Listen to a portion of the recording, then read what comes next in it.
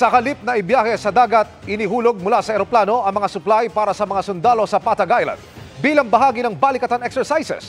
Sagot naman ng AFP sa umunoy phone recording sa pagitan ng Westcom at isang Chinese diplomat, madali ang imbentuhin. Nakatutok si Chino Gaston. Gamit ang NC-212I cargo plane, naglaglag ng supply ng pagkain at iba pang essential goods ang Philippine Air Force sa mga sundalong nagbabantay sa Patag Island sa West Philippine Sea.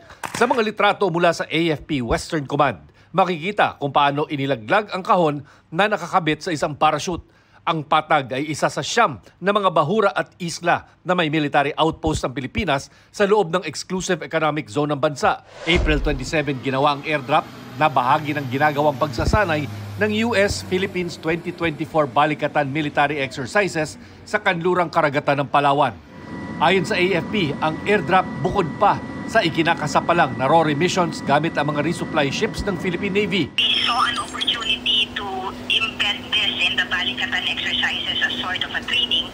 Nauna nang sinabi ng National Security Council na ang airdrop ay isa sa pinag-aaralang alternatibo sa mga resupply mission sa pamamagitan ng barko. Ito'y para hindi na malagay sa peligro ang mga ganitong misyon sa gitna na pangaharang at pangwa-water cannon ng mga barko ng China. Dagdag sa kontrobersya dyan, ang isiniwalat ng Chinese Embassy na phone conversation umano sa pagitan ng AFP Western Command at mga hindi pinangalan ng Chinese diplomat tungkol sa umano'y na pagkasunduang isang new model para sa pag-manage ng alitan sa West Philippine Sea.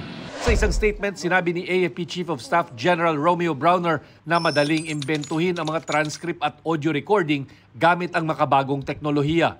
Panlin lang daw ang ginagawa ng China sa agresibong mga kilos ng China Coast Guard sa West Philippine Sea. Pero may sinusunod daw na internal protocols pagdating sa mga ganitong usapin. We did not signify this claim of the Chinese embassy in Manila.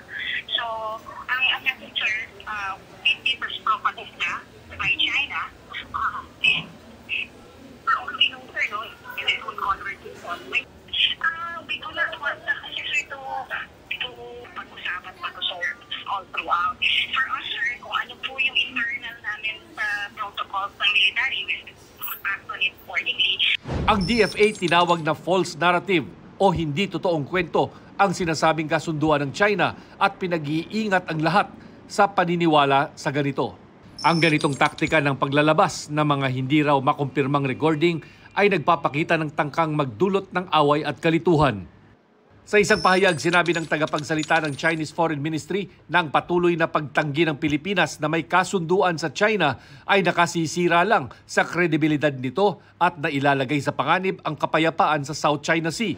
Kung totoo man daw na may ginawang phone recording ang Chinese Embassy, sabi ni dating Supreme Court Senior Associate Justice Antonio Carpio, paglabag ito sa batas ng bansa at sa Vienna Convention. Yung Vienna Convention requires foreign diplomats in the Philippines to follow Philippine law. They cannot violate Philippine law.